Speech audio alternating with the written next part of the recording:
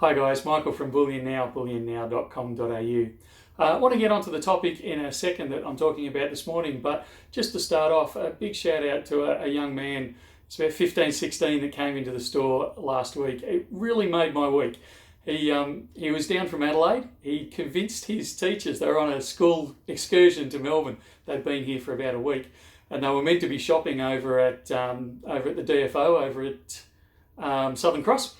And he'd convinced one of his teachers to come all the way over to Bullion Now and spend his money instead of the DFO on silver. And it really made my week. So a big shout out to you, mate. I won't name you on air, but you know who you are, so thanks for that. I was reminded over the weekend of an incident that occurred probably about 6 months ago in the store here, where I had a gentleman in bemoaning the fact that gold had hit $1,850 Australian per ounce. He only wanted to pay up to $1,820 and swore black and blue that that's what it was going back to. Now, it's easy in hindsight to make these sort of comments and observations, but at the time I said to him, okay, so we're talking about potentially a $30 an ounce, $30 to $50 an ounce downside risk. If you buy today, there's just a potential that you might be able to buy it between $30 and $50, in your estimation, between $30 and $50 cheaper over the next couple of weeks. He said, yep, that's correct. I said, but what's your upside risk? And he said, well, what do you mean? I said, well, by not buying it today, by waiting for it to go back to this 1800 or 1820 that you're talking about, what are you risking in the longer run? And he said, I'm expecting it to go to somewhere between $2,500 and $3,000 an ounce. So, well, then you're risking, maybe $30 to $50 for a potential gain of somewhere upwards towards $1,200 in your own estimation. I said, is it really worth that risk at the time? Now, we kind of back and forth with the banter on that, and he accused me of being a bullion dealer, which was a fair enough statement.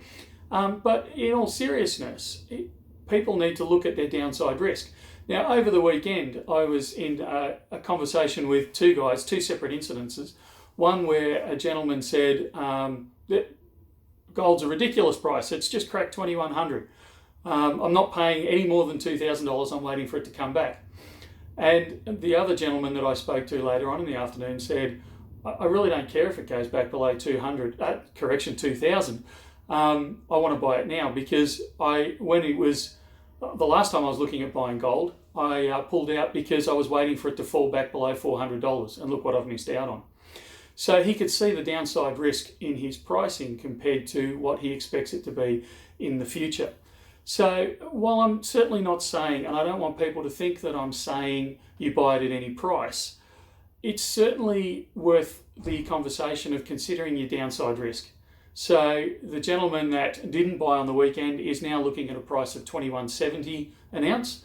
The gentleman that did lock away 10 ounces is quite happy because he's already made, in theory, a capital gain of about $700 on his purchase. So consider your downside risk. What am I risking per ounce if I don't buy it today? What's the chance of it going back to where I think it's going to go to? But if it doesn't, where could it go?